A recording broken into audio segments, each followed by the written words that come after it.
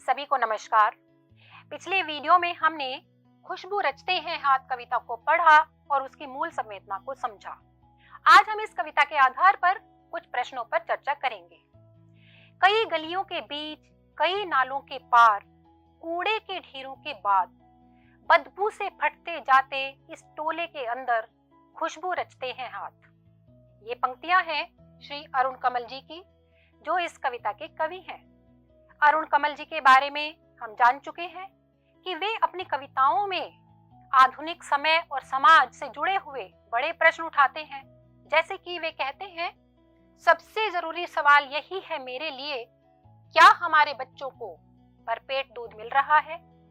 क्या हर बीमार के सिरहाने रखा है अनार? इस तरह से अरुण कमल जी की दृष्टि समाज के उन लोगों की ओर जाती है जो उपेक्षित हैं और अभावों का जीवन जी रहे हैं।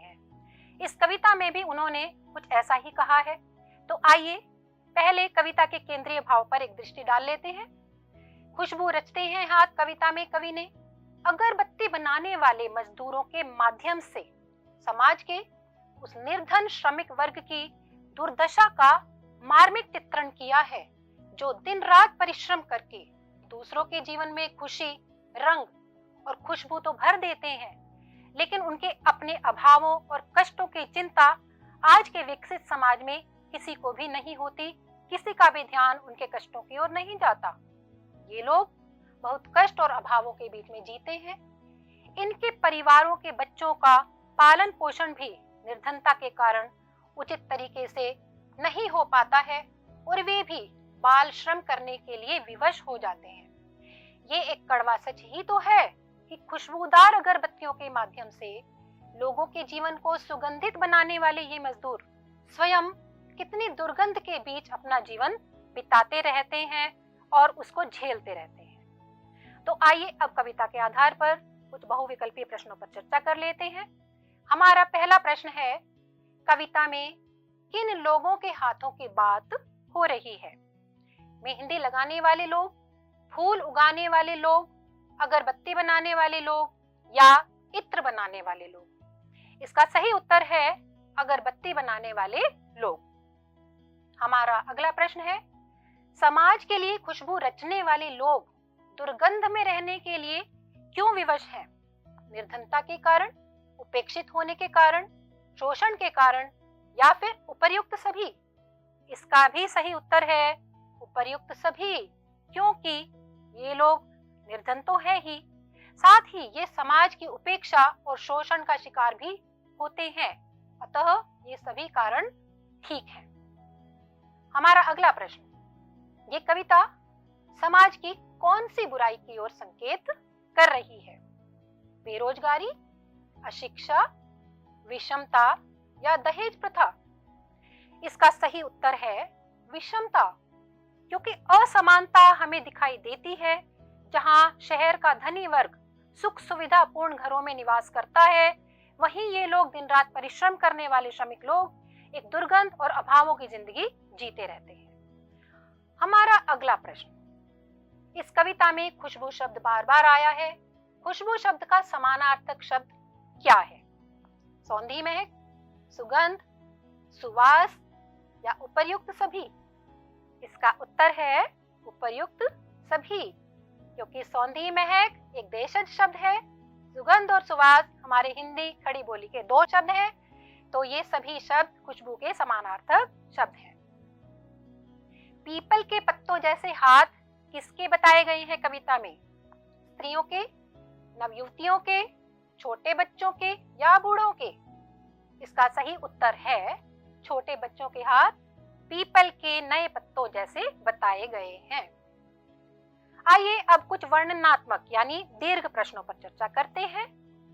हमारा पहला प्रश्न, कविता में कितने प्रकार के हाथों का वर्णन किया गया है? हमने देखा कि कविता में कई प्रकार के हाथों का वर्णन किया गया है, जो अलग अलग आयु के लोगों की ओर संकेत करते हैं। हर हाथ के पीछे एक मनुष्य छिपा हुआ है। जैसे उभरी नसों वाले हाथ अर्थात कमजोर और बूढ़े मजदूरों के हाथ, घिसे नाखूनों वाले हाथ यानी लगातार निरंतर काम करने वाले लोगों के हाथ, उनके नाखून घिस चुके हैं। पीपल के पत्ते जैसे हाथ अर्थात कम उम्र के बच्चों के नए नए कोमल कोमल मुलायम हाथ, जूही की डाल जैसे हाथ अर्थात नवयुवतियों के सुंदर हाथ, गंदे कटे पिटे और जख्मी हाथ उन मजदूरों के हैं जो अपने मालिकों के द्वारा शोषित और सताए गए हैं। तो इन हाथों के माध्यम से कवि हमारा ध्यान दिलाना चाहता है कि अगरबत्ती मजदूरों के परिवार के हर उम्र के सदस्य अपने हाथों से निरंतर अगरबत्तियां बनाने का कार्य करते रहते हैं। हमारा अगला प्रश्न है, यह कविता बच्चों के जीवन की ओर किस प्रकार से संकेत करती है? कवि की दृष्टि इस कविता में मजदूरों के बच्चों की ओर जाती है। हमने देखा कि उन बच्चों के हाथ पीपल के पत्तों की तरह छोटे और मुलायम हैं, लेकिन ये कितनी बड़ी विडंबना है कि जिस उम्र में इन बच्चों को विद्यालय में जाकर पढ़ना और खेलना कूदना चाहिए, उसी उम्र में ये निर्धनता के कारण अपने माता पिता के साथ काम करने के लिए विवश होते हैं और दिन रात उन्हीं के साथ अगरबत्तियां बनाने में जुटे रहते हैं। इनके परिवार की इस दयनीय दशा का इनके जीवन और इनके भविष्य पर क्या प्रभाव पड़ता होगा, ये आसानी से समझा जा सकता है। इस प्रकार से ये कविता बाल मजदूरी और बाल श्रम जैसी बुराई की ओर संकेत करती हमें दिखाई देती है। हमारा अगला प्रश्न है, खुशबू रचते हैं हाथ कविता में समाज की किस विडंबना यानी किस दुखद स्थिति का चित्रण किया गया है? ये कविता हमें इस कटु सत्य यानी कड़वे सच से अवगत कराती है कि जिस स्थान पर मजदूर लोग अगरबत्तियां बनाने में जुटे रहते हैं, वहां का माहौल अगरबत्ती की मोहक खुशबू के एकदम विपरीत होता है, उल्टा होता है। ये एक विडंबना ही तो है, ये एक कटु सत्य ही तो है कि दुनिया की सारी खुशबू जिन गलियों में बनती है, वहां दुनिया भर की गंदगी समाई हुई होती है। अगरबत्ती निर्माण वास्तव में एक कुटीर उद्योग है जो घरों के भीतर चलता है। ये कार्य करने वाले मजदूर बहुत ही कठिन परिस्थितियों में अपना जीवन जीते रहते हैं और गंदी बस्तियों में उन्हें रहना पड़ता है। वे अस्वच्छ और प्रदूषित वातावरण में अपना जीवन बिताते हैं और वे सामाजिक और आर्थिक विषमता को भी झेलते रहते हैं, क्योंकि शहर के संपन्न और धनी लोगों के घर सजे हुए होते हैं, वे इन्हीं मजदूरों के हाथों से सजते हैं। लेकिन इन मजदूरों का जो जीवन है वो बदहाली का जीवन ही होता है। हमारा अगला प्रश्न है, कवि ने ये कविता क्यों लिखी?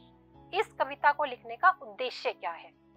वास्तव में ये कविता हमारे समाज की सुंदरता की रचना करने वाले लोगों के जीवन की कुरूपता यानी बदहाली को हमारे सामने लेकर आती है, उसका खुलासा करती है, ताकि इन गरीब मजदूरों के जीवन की सच्चाई, यथार्थ, वास्तविकता की ओर हम सबका ध्यान जाए और समाज में फैली विषमताओं की ओर संकेत करके कवि कहता है कि हमारे घर, हमारे परिवेश को सुंदर बनाने के लिए जो लोग दिन रात शारीरिक श्रम करते हैं, उन्हें समाज में कितना अधिक उपेक्षित जीवन जीना पड़ता है। उनके कष्ट और अभावों की ओर किसी का भी ध्यान नहीं होता। कवि इन अगरबत्ती मजदूरों की दयनीय दशा का वर्णन करके हमारे मन में उनके प्रति संवेदना और सहानुभूति भी पैदा करना चाहता है, ताकि हम उनके प्रति अपनी जिम्मेदारी को भी समझ सकें और निभा सकें। हमारा अगला प्रश्न, कविता की मूल संवेदना को तो हमने समझ लिया, अब कविता की कुछ शिल्पगत विशेषताएं हैं, वे कौन सी हैं? हम देखते हैं कि कविता की भाषा बिल्कुल सरल है, लेकिन इस सरल भाषा के माध्यम से कवि ने एक गहरे सच को प्रस्तुत किया है हमारे सामने। इस कविता में कवि ने शब्दों का बहुत ही गहन और सुंदर प्रयोग किया है। वे शब्द कौन से हैं?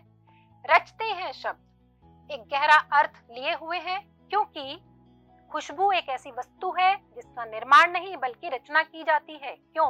क्योंकि ये केवल हमारे परिवेश को सुंदर नहीं बनाती, बल्कि हमारे मन और हमारी आत्मा को भी आनंदित कर देती है। इसलिए रचते हैं शब्द खुशबू के लिए प्रयोग किया गया है और हाथ शब्द का प्रयोग करके कवि हमारा ध्यान उन श्रमिक श्रमजीवी लोगों के जीवन की ओर दिलाना चाहता है जो अपने हाथों की मेहनत के बल पर अपना जीवन यापन करते हैं। इसके अलावा कविता में चित्रात्मक भाषा का प्रयोग किया गया है और बिंब भी दिखाई देते हैं, जैसे कूड़े करकट के ढेर, नालों, जूही, गुलाब, केवड़ा, रात रानी। इन सभी शब्दों में एक गंध का, खुशबू का एहसास होता है, इसलिए यहाँ पर एक गंध बिंब है। और घिसे हुए नाखून, पीपल के पत्ते से नए हाथ, जख्म, इन सभी शब्दों में हमें एक दृश्य का एहसास होता है, इसलिए इसमें दृश्य बिंब का प्रयोग किया गया है। तो ये कविता की कुछ शिल्पगत विशेषताएं थी और अब कविता के आधार पर कुछ अन्य संभावित प्रश्न आपके सामने हैं। आप इन प्रश्नों पर विचार करें, इनके उत्तर ढूंढने का प्रयास करें और अपने ज्ञान की जांच करें। वीडियो में अंत तक बने रहने के लिए आप सबका धन्यवाद। नमस्कार।